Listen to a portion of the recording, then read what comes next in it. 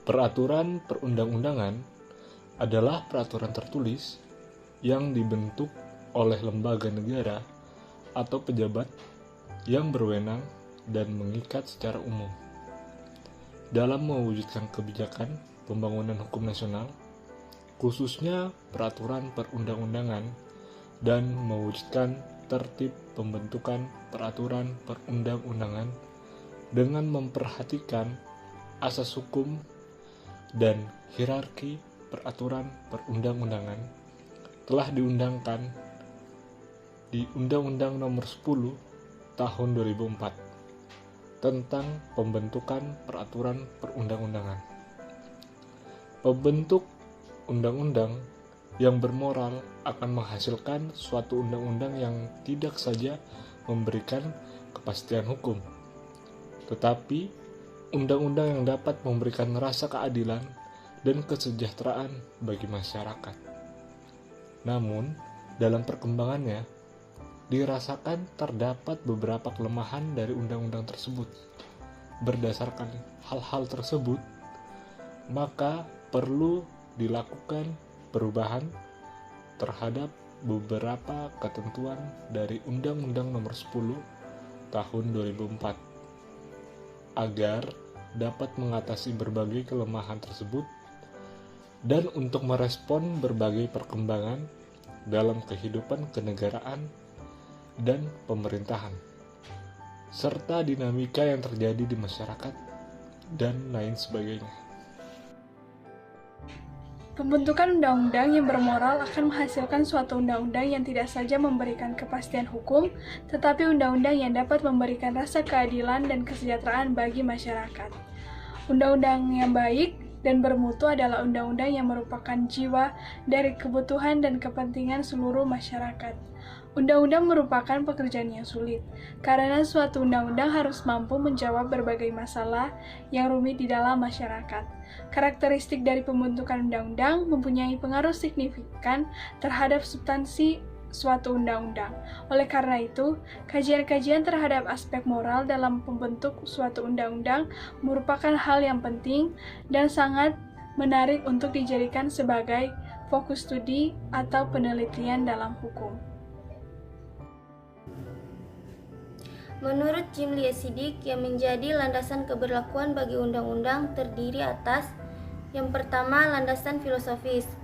Undang-undang selalu mengandung norma-norma hukum yang diidealkan oleh suatu masyarakat ke arah mana cita-cita luhur kehidupan bermasyarakat bernegara hendak diarahkan. Kedua, landasan sosiologis. Setiap norma hukum yang berlaku dalam undang-undang masyarakat harus mencerminkan kebutuhan sendiri akan norma hukum yang sesuai dengan realitas kesadaran hukum masyarakat. Yang ketiga, landasan politis, bahwa dalam konsideren harus pula tergambar adanya sistem rujukan konstitusional menurut cita-cita dan norma dasar yang terkandung dalam Undang-Undang Dasar 1945 sebagai sumber kebijakan pokok dan sumber politik yang melandasi pembentukan undang-undang yang bersangkutan. Yang keempat, landasan yuridis. Dalam perumusan setiap undang-undang, landasan yuridis harus ditetapkan pada bagian konsideren atau mengingat. Yang kelima, landasan administratif. Dasar ini bersifat fakultatif atau sesuai kebutuhan dalam pengertian semua undang-undang dasar landasan ini. Banyak menimbulkan kerancuan atau multitafsir sehingga tidak memberikan kepastian hukum. Penjelasannya, karena berdasarkan undang-undang yang lama, yakni Undang-Undang Nomor 10 Tahun 2004, telah terjadi ketidakseimbangan, kerancuan, ketidakjelasan, sehingga dalam pembentukan peraturan perundang-undangan yang baik, paling sedikit harus memiliki 3 landasan, yaitu landasan filosofis, landasan yuridis, landasan sosiologis. Untuk itu, Undang-Undang Nomor 12 Tahun 2011 merupakan pemaparan yang sudah jelas dan baik. Undang-Undang Nomor 12 Tahun 2011 menjadikan hierarki tata urutan perundangan berubah dan Undang-Undang Nomor 10 Tahun 2004 dinyatakan tidak berlaku lagi.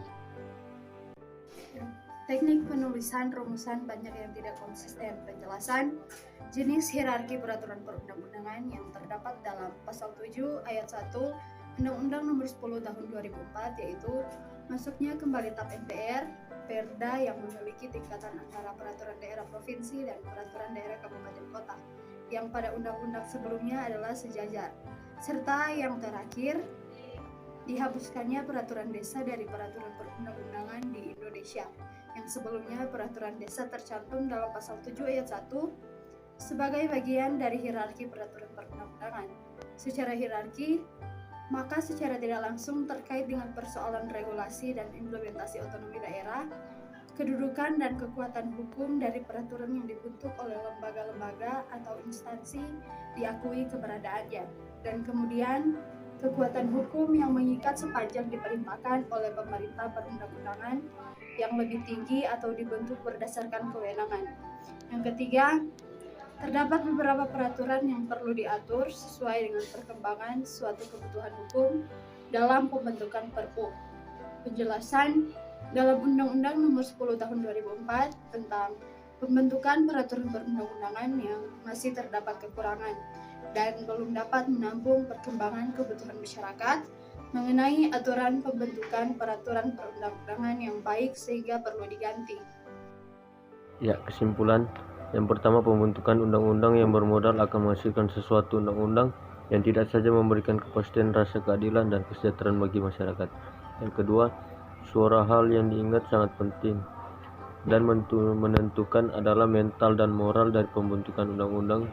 Oleh karena itu, kajian terhadap aspek moral dalam pembentukan suatu undang-undang merupakan hal penting dan menarik untuk dijadikan sebagai fokus studi atau penelitian dalam hukum. Yang ketiga, agar pembentukan undang-undang menghasilkan sesuatu undang-undang yang tangguh dan berkualitas dapat digunakan 3 landasan dalam penyusunan undang-undang. Yang pertama, landasan yuridis, kedua landasan sosiologis, ketiga landasan filosofis.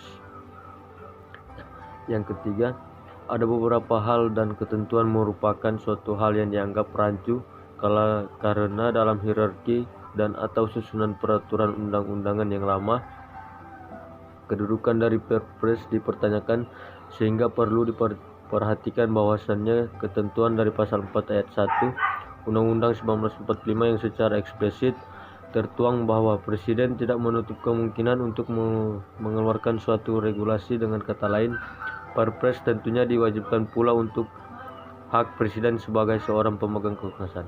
Yang keempat, Undang-Undang Nomor 12 Tahun 2011 menjadikan hierarki tata urutan perundangan berubah dan Undang-Undang Nomor 10 Tahun 2004 ditanyakan tidak berlaku lagi.